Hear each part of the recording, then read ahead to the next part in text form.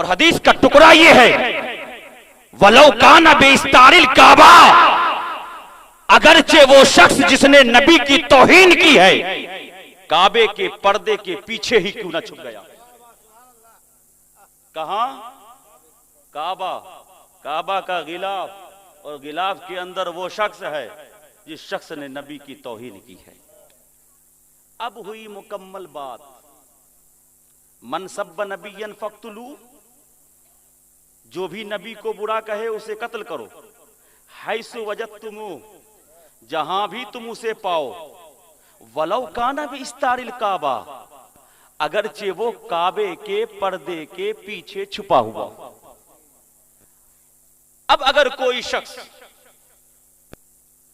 ऐसी गलती कर बैठे, नबी की शान में तौहीन कर बैठे, और करने के बाद वो हरम में चला जाए, तो एक तरफ हुक्म ये है कि जो काबे के इर्द गिर्द यानी हरम में आ गया ना, वो अमान पा गया। अब उसे कोई शख्स कत्ल नहीं कर सकता है, अगर कत्ल करेगा तो वही मुजरिम होगा। मैं नबी की अजमत को बता रहा हूं, क्योंकि आपका ये इलाका वो है जो नबी की अजमत पर कोई तकरीरें नहीं करता। यहां तो वो आते हैं जो आपको कहेंगे कि नबी तो हमारी तरह है। यहां तो वो आते हैं ना जो कहेंगे नबी को कहां इल्म गैब था। इसलिए अपने अकीदे को मजबूत करो,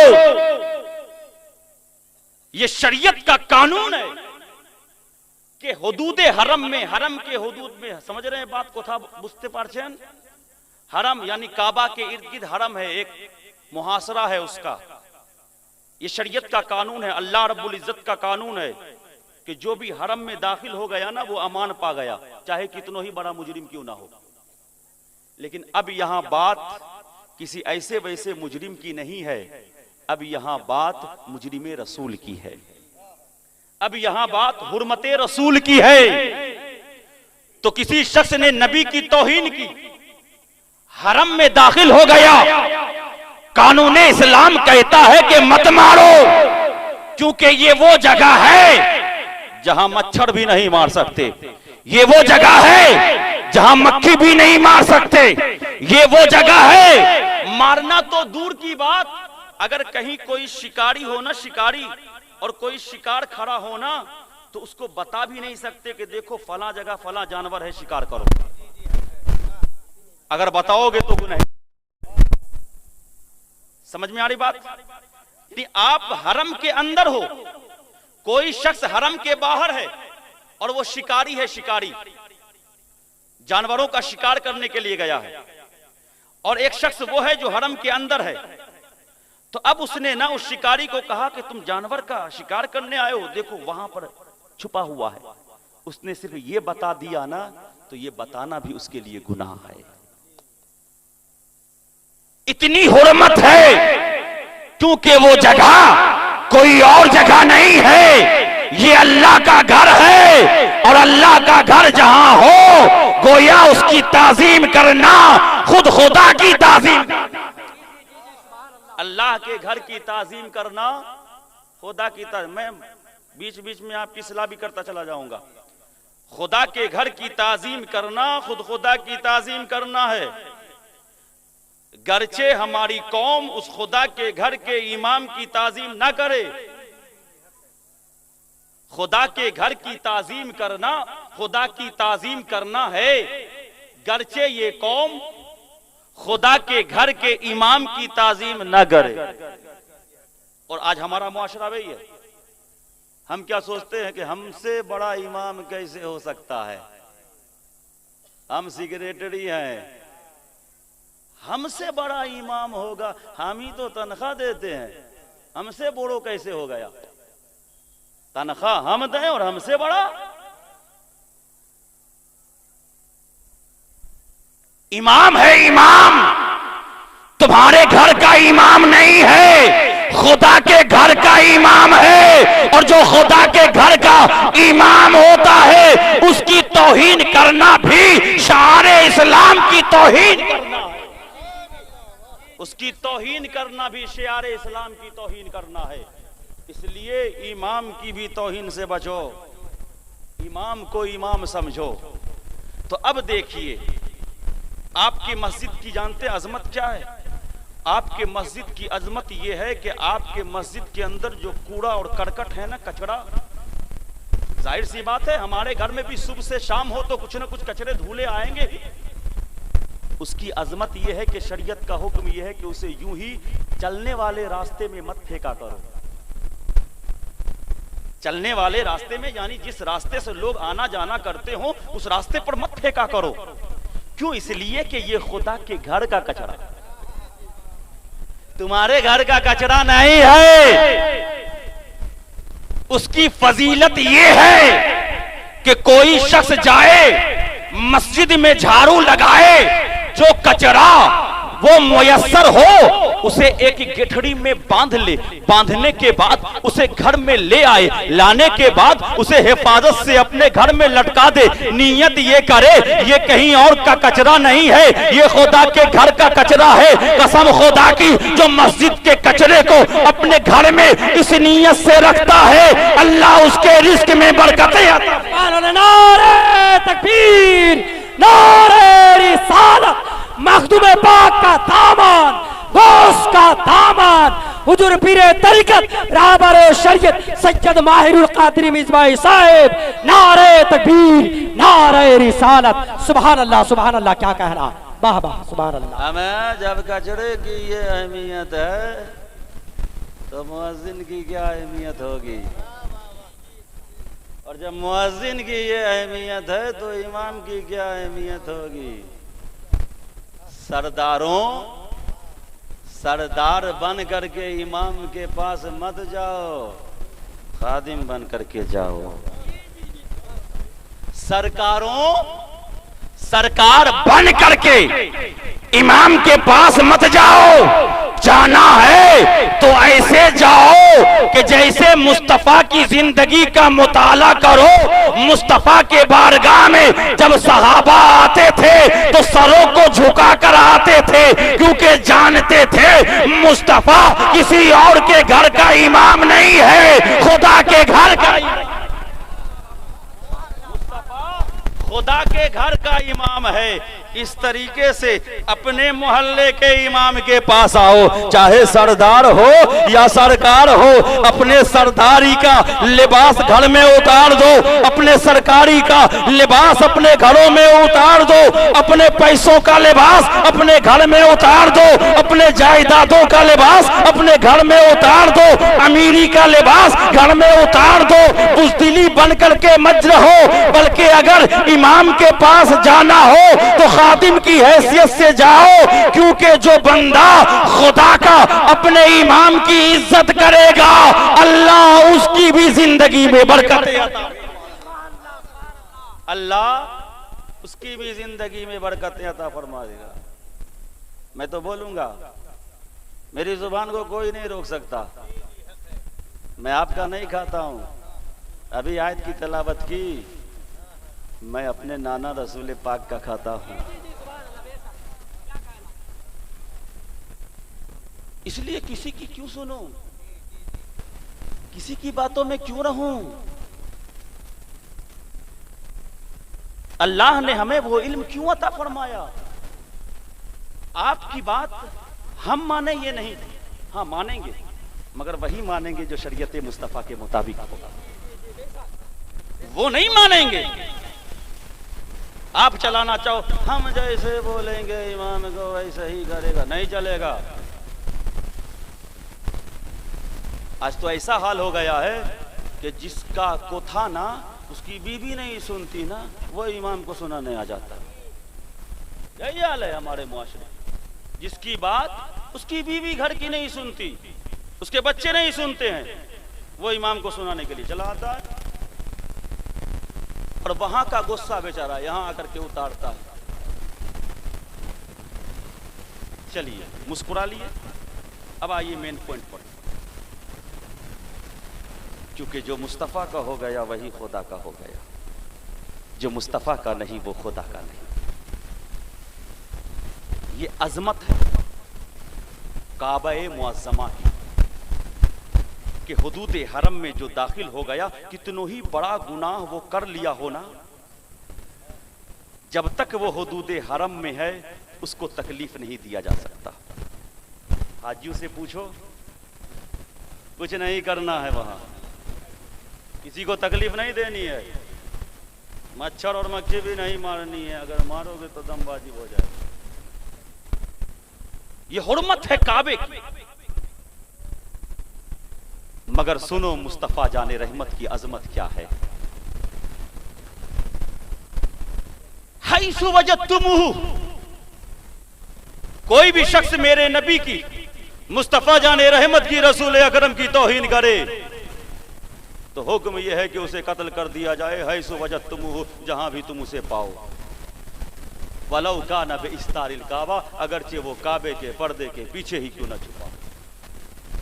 अब सुनिए, हम ही हो या आप हो, अल्लाह करे कि हमें भी मयस्सर हो जाए कि काबे के पर्दे के अंदर हम भी छुप जाएं, मगर दुआ ये कीजिए कि जुर्म करके ना छुपें, जुर्म करके ना छुपें।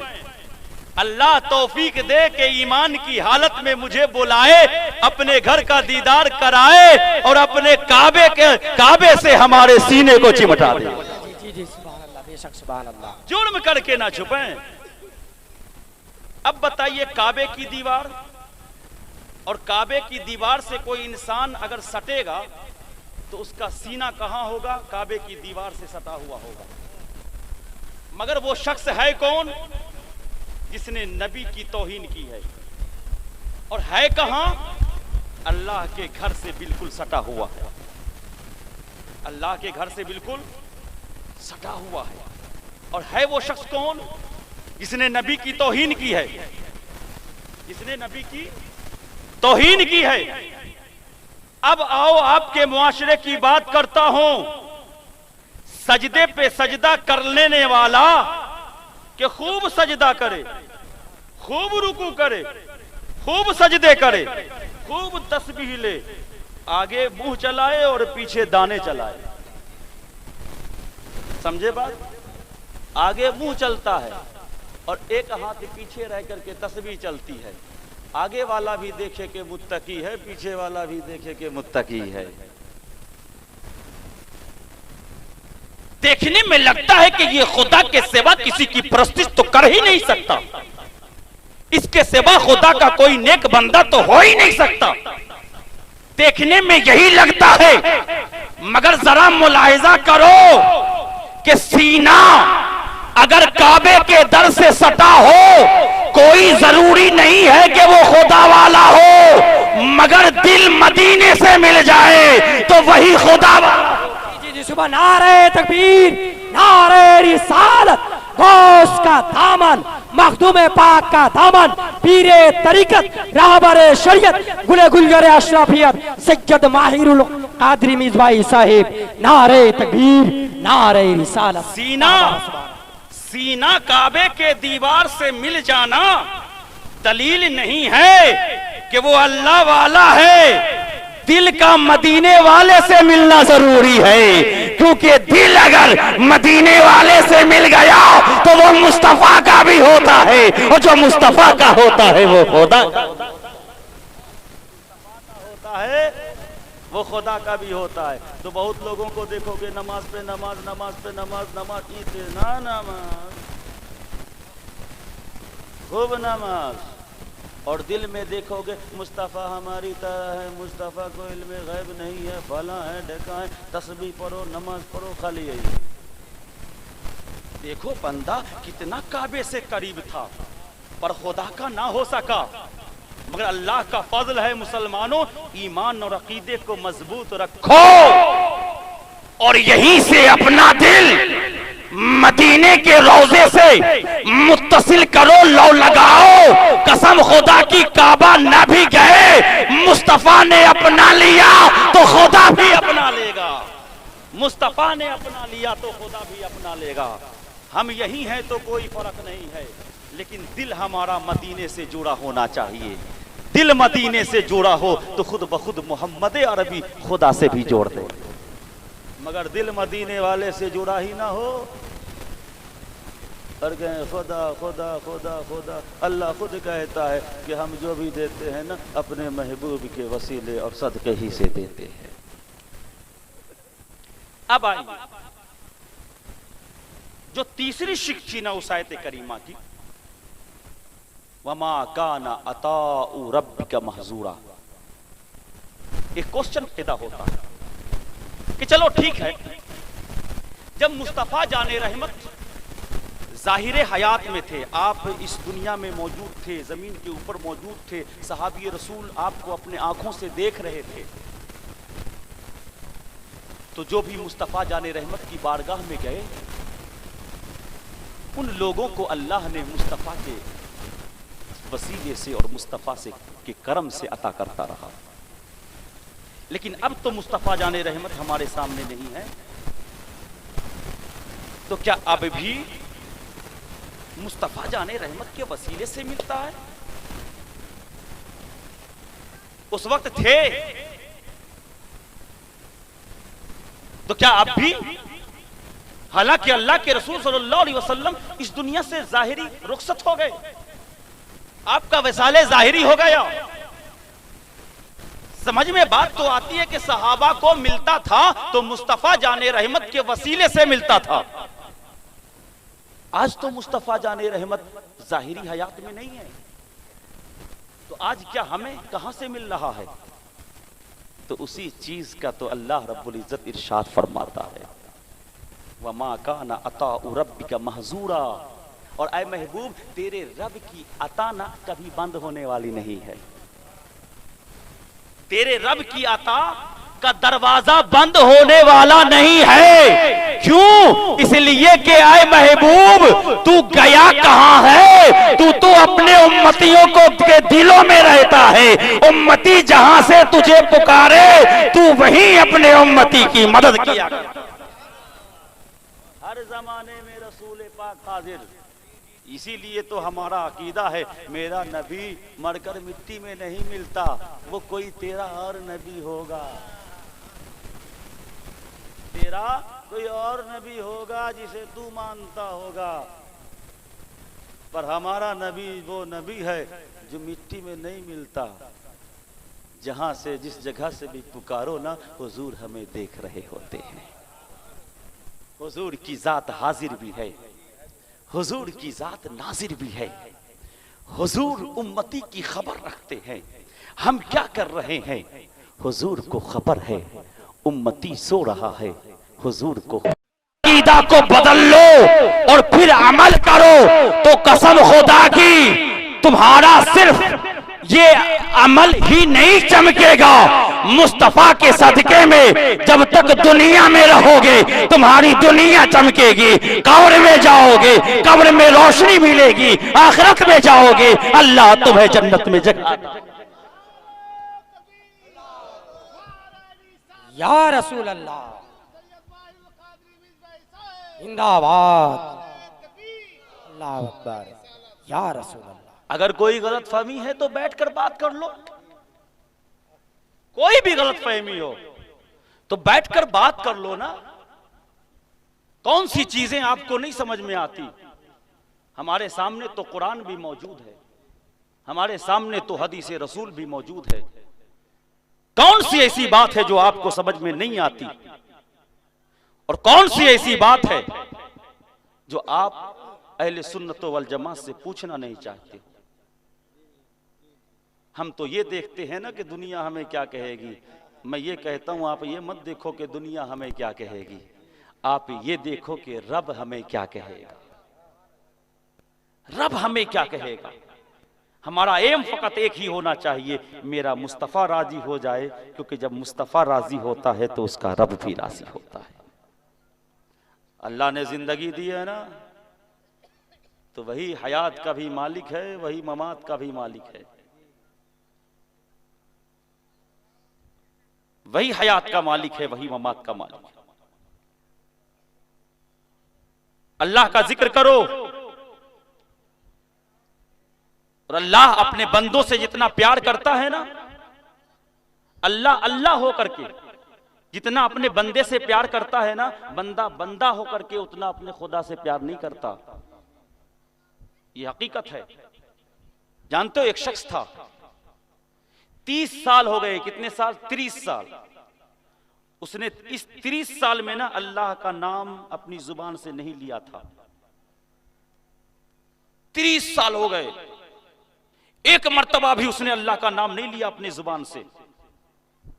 फरिश्तों ने ना अल्लाह के हुजूर में अर्ज किया, है मौला, तेरा एक बंदा है, 30 साल हो गया है मौला, उसने तेरा अब तक नाम नहीं लिया है मौला, मौला उसका क्या बनेगा, उसका क्या होगा? मैं ये बता रहा हूं कि देखो अल्लाह अल्लाह होकर के अपने बंदे से कितना प्यार करता है, और हम बंदा बंदा होकर के अपने खुदा से उतना प्यार नहीं करते। 30 साल से एक बंदे ने नाम नहीं लिया खुदा का। फरिश्ते ने अर्ज किया, मौला वो उस बंदे ने ना 30 साल हो गए तेरा नाम अब तक नहीं लिया है, मौला उसका क्या बनेगा, उसके साथ क्या हश्र होगा? अल्लाह ने इरशाद फरमाया, तुम देखना चाहते हो, अगर मैं चाह लूं ना तो वो एक लम्हे में मेरा जिक्र करना शुरू कर देगा। मैं चाह लूं तो, अगर मेरी मशीयत हो जाए तो लम्हे नहीं लगेंगे, मेरा नाम लेना शुरू कर देगा। फरिश्तों ने कहा, ऐ खुदा, जिस बंदे ने 30 साल से तेरा नाम नहीं लिया हो, वो एक लम्हे में तेरा नाम कैसे लेगा? अल्लाह ने फरमाया, सुन, जा उस बंदे के पास जा, और सांस जिस रग से लेता है ना, सांस जिस नस से रग से लेता है ना, उस रगों और नसों में से ना एक नस को जाकर दबा दे। एक नस को जिससे सांस लेता है, जो ऑक्सीजन छोड़ता है और ऑक्सीजन अंदर करता है, उस एक नस को ना जाकर दबा दे। तुम दबाओगे ना तो देखना, वो दौलत को याद नहीं करेगा, वो किसी डॉक्टर को याद नहीं करेगा, वो किसी हकीम को याद नहीं करेगा, वो किसी तबीब को याद नहीं करेगा। अगर याद करेगा तो फकत खुदा ही को याद करेगा। फरिश्ता गए, एक ही नस को दबाया था, 30 साल से उसने खुदा का नाम नहीं लिया था, मगर जो ही सांस लेने में तकलीफ हुई, जुबान से कोई और याद नहीं आया, बंदा पुकार उठा, या रब्बी या रब्बी या रब्बी, ऐ मेरे रब, ऐ मेरे रब, ऐ मेरे। जब बंदे ने पुकारा ना, तो देखो रब ने थोड़ी भी देर ना की, रब ने फौरन पुकारा, लब्बैक या अब्दी, लब्बैक या अब्दी, लब्बैक या अब्दी। ऐ मेरे बंदे, मांग, क्या मांगता है, मैं हाजिर हूं। ऐ मेरे बंदे, मांग, चाह, क्या चाहता है, मैं हाजिर हूं। लब्बैक या अब्दी, लब्बैक या अब्दी, लब्बैक या अब्दी। तो देखो 30 साल से एक बंदे ने ना खुदा का नाम नहीं लिया था, मगर तकलीफ हुई तो तकलीफ के वक्त जो ही नाम लिया ना, अल्लाह फौरन हाजिर हो गया। ऐ मेरे बंदे, तू तो मेरा बंदा है, अगर मैं तेरी जरूरतों को पूरा नहीं करूंगा तो कौन करेगा? ये चीज आप समझ लिए। अब अपने मुआशरे में आइए कि हमारा मुआशरा क्या है, सुन्नियत क्या है मुसलमानों में, वो बता रहा हूं। ये तो अकीदा पर बोल दिया ना, ये मत समझना कि हाँ ये मौलाना साहब अकीदा पर बोल करके चले गए, अब तो हम ही सबसे बेटर हो गए, सबसे बेस्ट हो गए, हम ही सबसे अच्छे हो गए, और अमाल में 0 बटा सन्नाटा। अमल हमारा क्या है? 0 बटा सन्नाटा। कुछ भी करो माफ, अकीदा मजबूत होना, ये भी नहीं है। इतनी सस्ती जन्नत नहीं है मुसलमानों।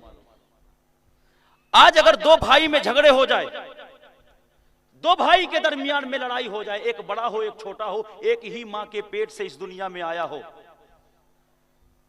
और झगड़े होने के बाद ना छोटा भाई के यहां अनुष्ठान हो, उसके बेटे की शादी हो या उसकी बेटी की शादी हो, तो वो गया बेचारा, नहीं बड़ा भाई तो है, चलो चल करके माफी मांग लेते हैं, बड़े भाई तो है, अनुष्ठान की दावत दे देते हैं, कम से कम इसी बहाने तो मोहब्बत हो जाए, जो लड़ाई हो चुकी थी ना, वो तो दूरियां जो हो चुकी थी वो दूर हो जाए।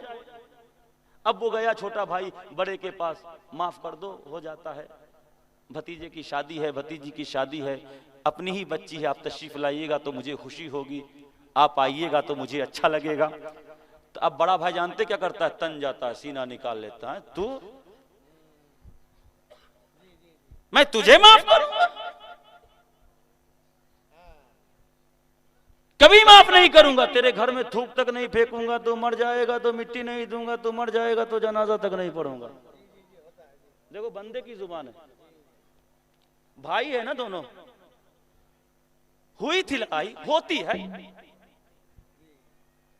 मगर एक छोटे भाई ने बड़े भाई से माफी मांग ली ना, तो अब बड़ा भाई सोचने लगा, तकब्बुर में आ गया, इसका मतलब है कि मैं ही सच्चा था, यही झूठा था। आज दुनिया माफी मांगने वाले को झूठा तसव्वुर करती है, और जिसके सामने माफी मांगे जाए ना, वो अपने आप को तकब्बुर से जो है बिल्कुल अपने सीने को तान कर खड़ा रहता है कि मुझसे बड़ा तो कोई और है नहीं।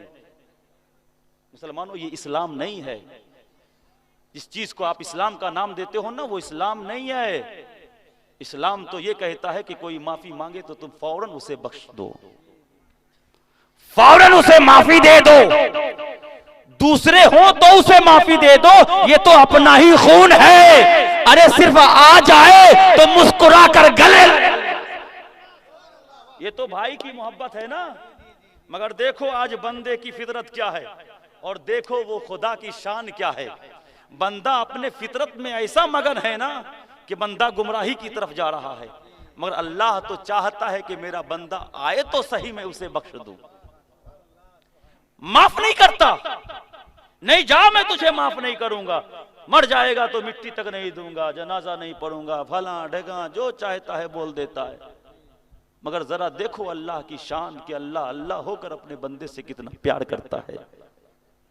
30 साल हो गए उसने खुदा का नाम नहीं लिया था, अल्लाह की नेमतों में इतना गर्क हो गया कि जिसने नेमतें दी उसी की नाशुक्री करने लगा, उसी का शुक्रिया अदा न किया, उसका जिक्र न किया, उसके नेमतों में इतना मशगूल हो गया कि नेमत देने वाले ही को वो भूल गया।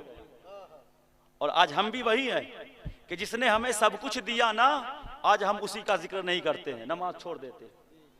रमजान आ रहा है, टैबलेट लेकर के जेब में घूमेंगे, मौली साहब क्या बताएं, गैस की बीमारी हो गई है। और कौन डॉक्टर बताया है? तो झोला छाप डॉक्टर है। इस मामले में भी शरीयत का मसला यह है कि ऐसे डॉक्टर का हुक्म चलेगा जो डॉक्टर शरीयत इस्लाम का पाबंद हो। ऐरू गैरू खैरू डॉक्टर के कह देने पर नहीं कि रोजा छोड़ दो तो हम छोड़ दिए। उसमें शरीयत का हुक्म यह है कि वो शरीयत का पाबंद हो, उसके दिल में खुदा का खौफ हो। आज कौन ऐसा डॉक्टर है?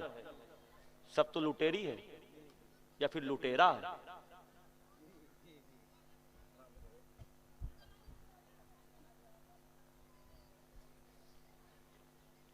तो 30 साल हो गए,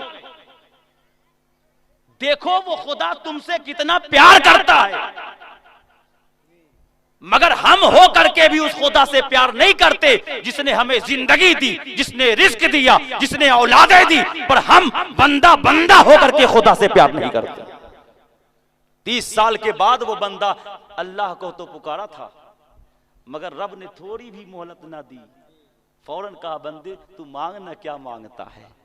30 साल से अगर तूने मुझे याद नहीं किया कोई बात नहीं, कम से कम अभी तो मेरी बारगाह में आ गया, अभी तो मुझे याद कर लिया है। तो खुदा की शान ये है कि बंदों के गुनाह जितने भी हो जाएं, बंदा अगर सिद्क दिल से तौबा कर लेता है और तौबा करने के बाद अल्लाह के हुजूर में आकर इस्तिग़फ़ार करता हुआ वो माफी तलाफी करता है, अपनी बख्शिश मांगता है, तो अगर उस बंदे के गुनाह समंदर के झाग के बराबर भी हो तो अल्लाह इतनी शान वाला है कि बंदों के सारे गुनाहों को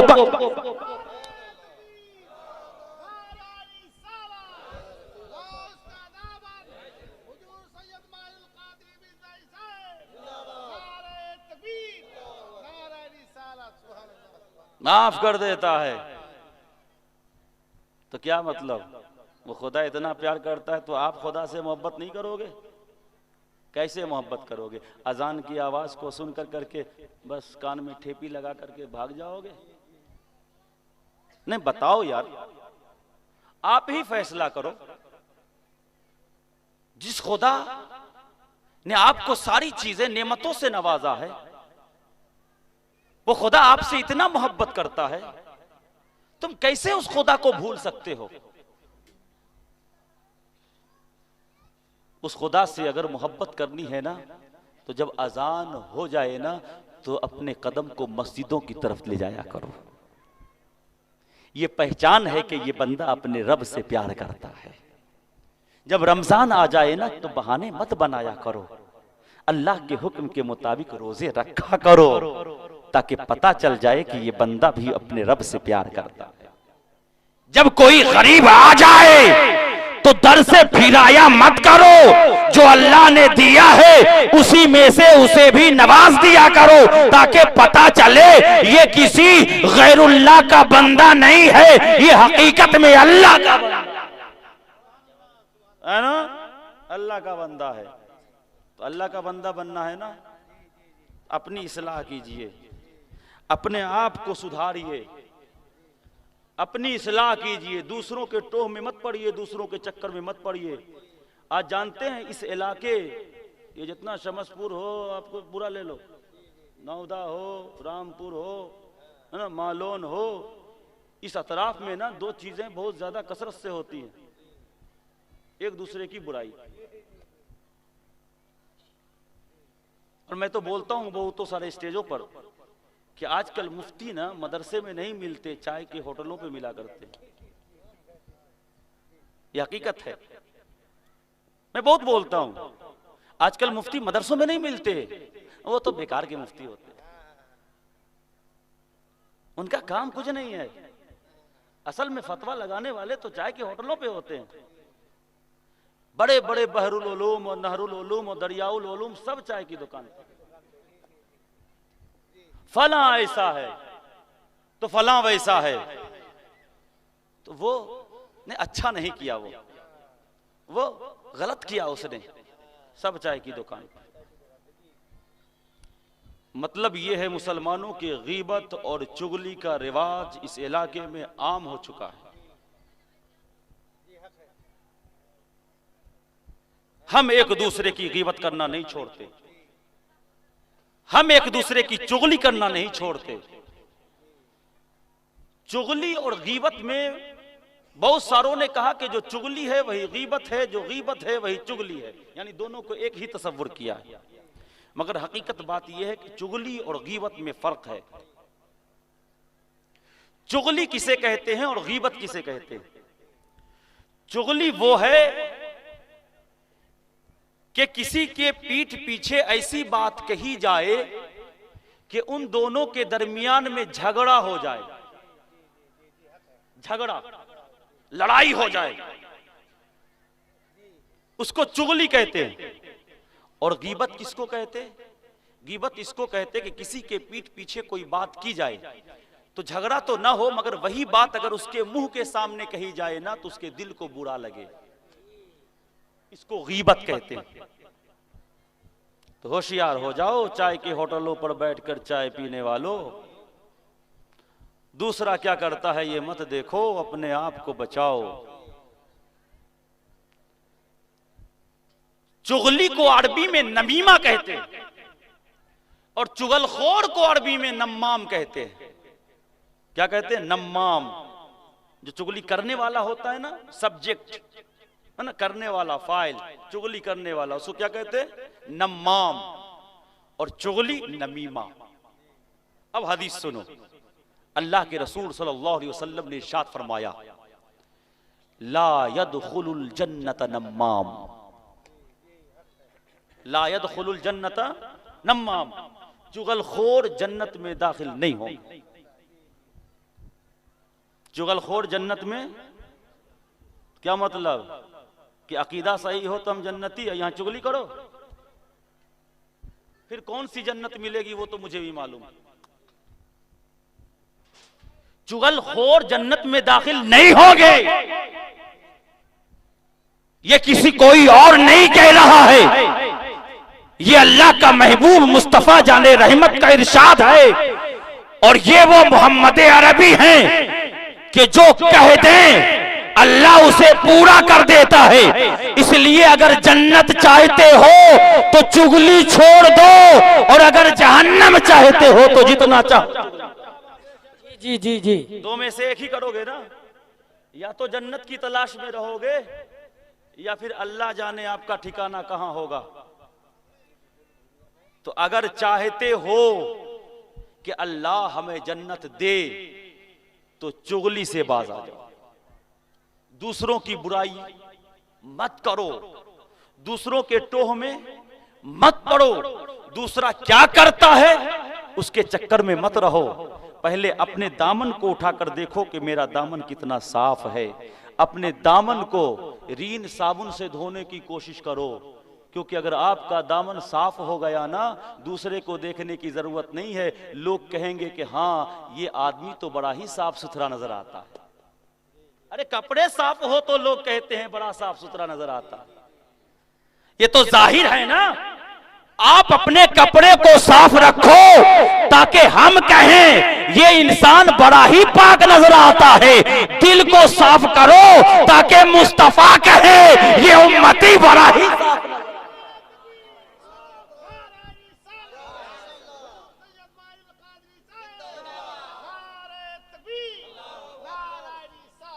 रसूल अल्लाह। कपड़े साफ रखो ताकि लोग कहे कि ये इंसान बड़ा ही साफ नजर आता है, और दिल साफ करो ताकि खुद मेरा नबी कहे कि मेरा ये उम्मती बड़ा ही साफ नजर आता है। जी जी, सुभान अल्लाह सुभान अल्लाह। बेशक यही वजह है मुसलमानों कि सुनो, बुखारी शरीफ की आखिरी हदीस पाक है, कलिमताने हबीबताने इलर रहमान खफीफताने अलल लिसान व सकीलताने फिल मीज़ान सुब्हानल्लाहि व बिहम्दिही सुब्हानल्लाहिल अज़ीम। देखो रब का फजल मैं आपको दिखा रहा हूं कि रब का फजल कितना बड़ा है। कि अल्लाह अपने बंदों की बख्शिश के लिए ना बहाना ढूंढता है। कुछ तो बहाना मिल जाए कि मैं अपने इस बंदे को बख्श दूं, मगर ये बंदा कैसा है कि जो बहाना का भी मौका नहीं देता। मुस्तफा जाने रहमत क्या इरशाद फरमाते हैं, कलिमताने हबीबताने इलर रहमान। दो कलमे ऐसे हैं ना जो अल्लाह को बहुत पसंद है। और आज हमारे जनरेशन के यंग बॉयज, यंग लड़के कहते हैं ना, दो गाने ऐसे हैं ना जो हम सबको बहुत पसंद है। कान में ठेपी लगा लगा करके वही दो गाने सुनेंगे, है ना, और वही बेहयाई फैलाएंगे और मुंबई के एक्टर्स के मुताबिक अपनी जिंदगी गुजारेंगे। एक जुमला दे रहा हूं मुसलमानों, मुंबई के एक्टर्स के मुताबिक अगर जिंदगी गुजारोगे ना तो बेशरम रंग में तुम्हें भी रंग देगा। तुम भी बेहया बन जाओगे। ये बंगाल का बेहयाई नहीं है। क्या कहते हैं? बेहाई, बेहाई, बेहाई, बेहाई जानते हैं? बेहाई किसको कहते हैं? जो रिश्ता होता है बेहाई, है ना, वो बेहाई नहीं। ये मतलब तो फिर बेहाई फिर गुस्सा हो जाएंगे। वो बेहाई नहीं। किसी हीरो के रंग में मत रंगो, किसी एक्टर के रंग में मत रंगो, क्योंकि अगर उस रंग में रंग गए तो दुनिया तुम्हारी इतनी रंगीन हो जाएगी कि कब्र में कहीं भी मुस्तफा की रहमतों का फैजान न मिलेगा। मगर अगर तुम किसी अल्लाह वालों के रंग में रंग जाओगे तो तुम्हारी कब्र भी मुस्तफा के नूर से मनो। नारे तकबीर, नारे रिसालत, नारे रिसालत, हुजूर सैयद माहिरुल कादरी मिज़बाह साहिब। नारे तकबीर, नारे रिसालत। सुभान अल्लाह सुभान अल्लाह। क्या कहा? जो मैं दे रहा हूं ना वो लेकर के जाओ। आप कुछ भी बोलो, ये पसंद वो पसंद वो पसंद ये पसंद, मुझे तो ये देखना चाहिए कि मेरे रब को क्या पसंद है। तुम कौन सी पसंद की बात करते हो? तुम्हारी पसंद तो फानी है, और जो रब की पसंद हो ना वो फानी नहीं होती, वो बाकी होती है। हम खुदा के बंदे हैं तो हमें यह देखना है कि मेरे रब की पसंद क्या है। तो अल्लाह के रसूल फरमाते कलिमताने हबीबताने इलर रहमान। दो कलमे ऐसे हैं ना जो अल्लाह को बहुत पसंद है, और खफीफतानी अलल लिसान, और जुबान पर ना बहुत हल्के फुल्के हैं।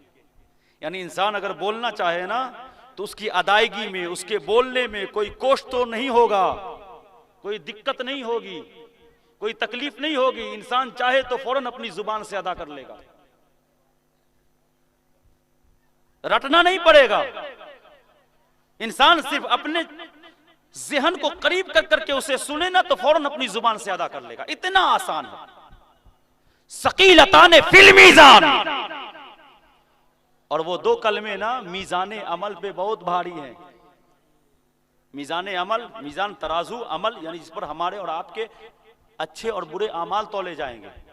जानते हो ये दो कलमे कैसे हैं कि अगर एक तरफ गुनाहों के अंबार हो ना, मगर हमारी दुनिया में आदत ये रही होगी कि हम वो दो कलमे का विर्द करते होंगे, तो अल्लाह रब्बुल इज्जत के फजल व करम से जब वो दो कलमे हमारे उस पलड़े पर रख दिया जाएगा जिस पल्ले पर हमारी नेकियां कम होगी ना, तो अल्लाह इसी दो कलमे के सदके में हमारे नेक आमाल को ऊपर उठा देगा।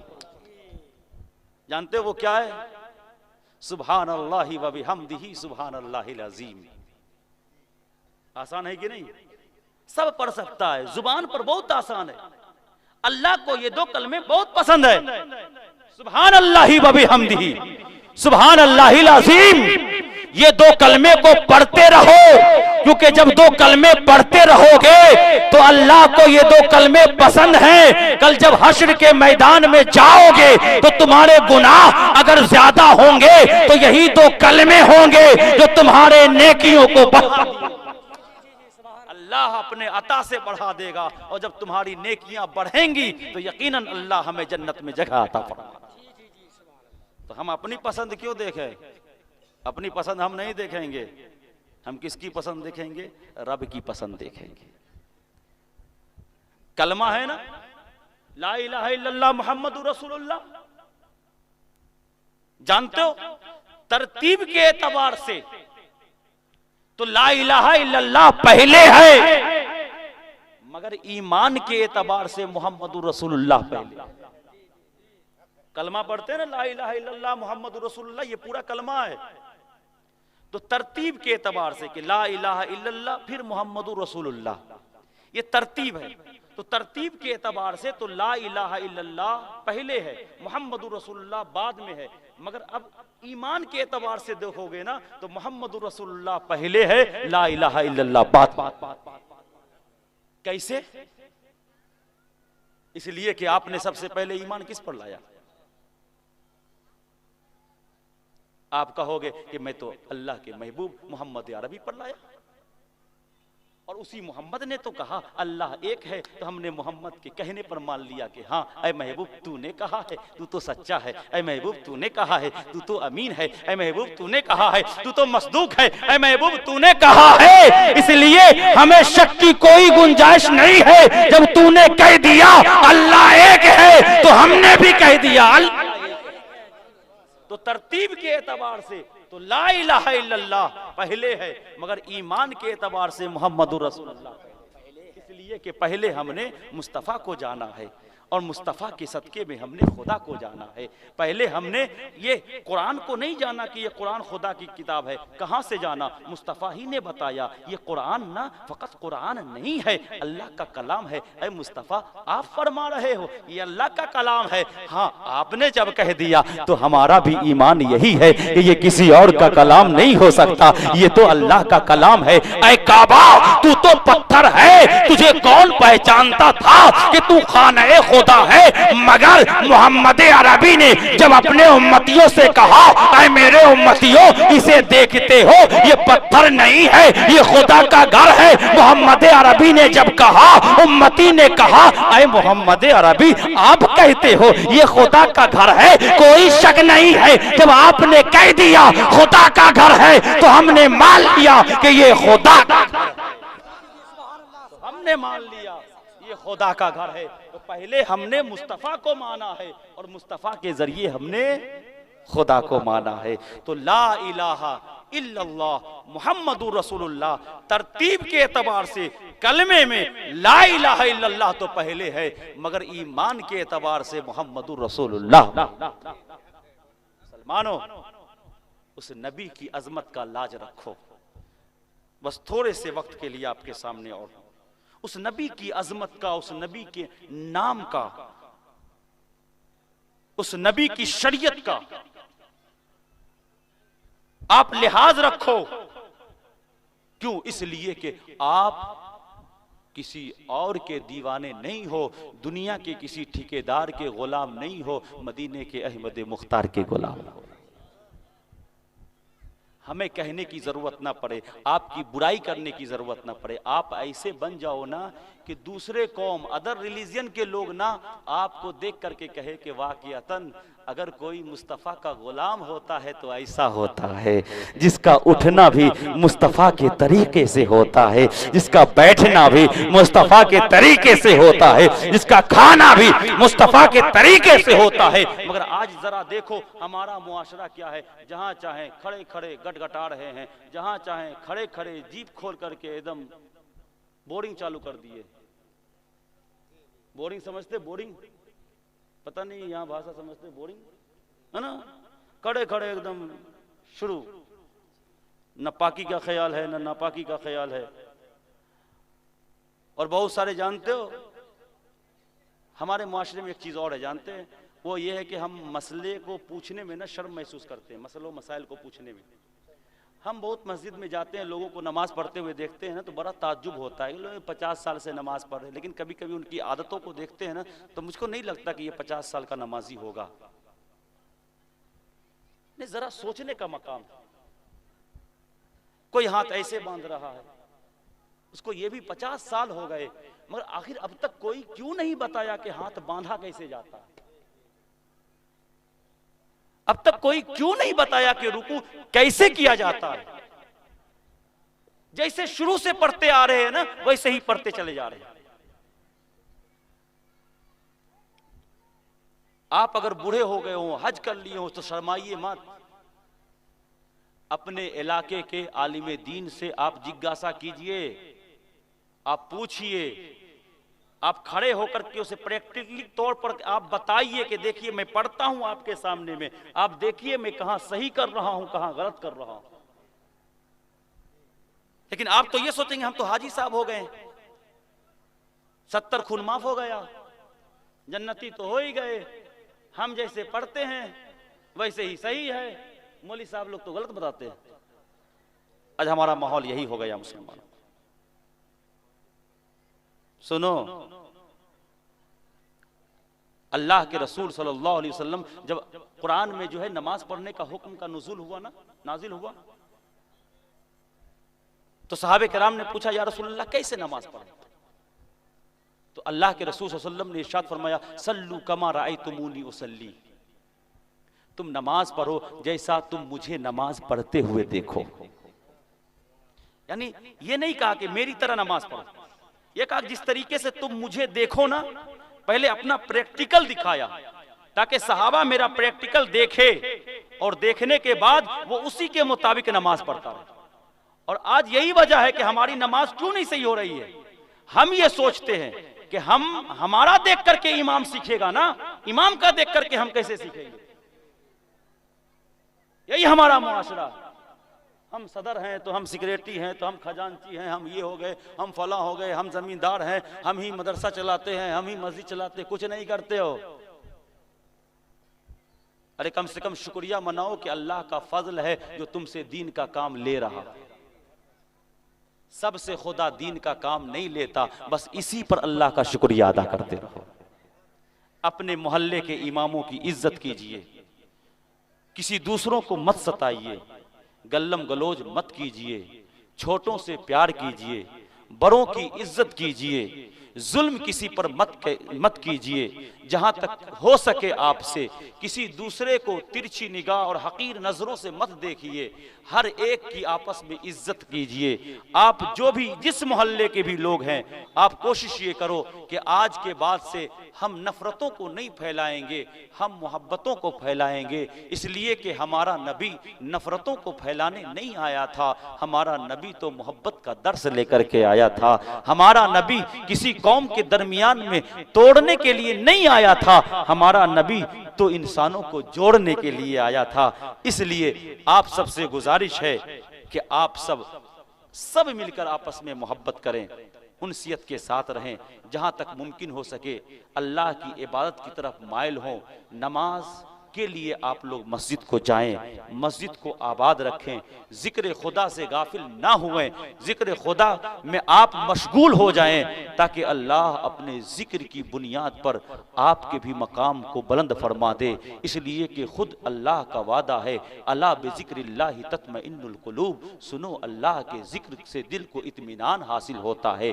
यही वजह है आप कितनों ही मालदार हो जाओ, एक मौली साहब जो 2500 रुपया जो इस हुकूमत की तरफ से मिलता है सिर्फ उसी पर अपनी जिंदगी गुजारता है, लेकिन मैंने तो उसे नहीं देखा है कि वो कभी परेशान होता है, मैंने उसे कभी नहीं देखा है कि किसी के आगे में हाथ फैलाता है, मैंने उसे नहीं देखा है कि उसके चेहरे पर कभी भी झुर्रियां नमूदार होती है, कोई शिकन नहीं देखा मैंने उसके चेहरे पर। 2500 रुपए वो मंथली कमाता है मगर कभी भी वो बेचैन नहीं होता है। ये बेचैनी का सबब क्या है? कोई इतना बड़ा बिजनेस करता है, हजारों हजार कमाता है, लाखों कमाता है, 50,000 महीना कमाता है, मगर शिकायत उसकी यही होती है, हजरत मैं बड़ा परेशान रहता हूँ, हजरत मैं बड़ा बेचैन रहता हूँ, हजरत दिल को सुकून नहीं मिलता।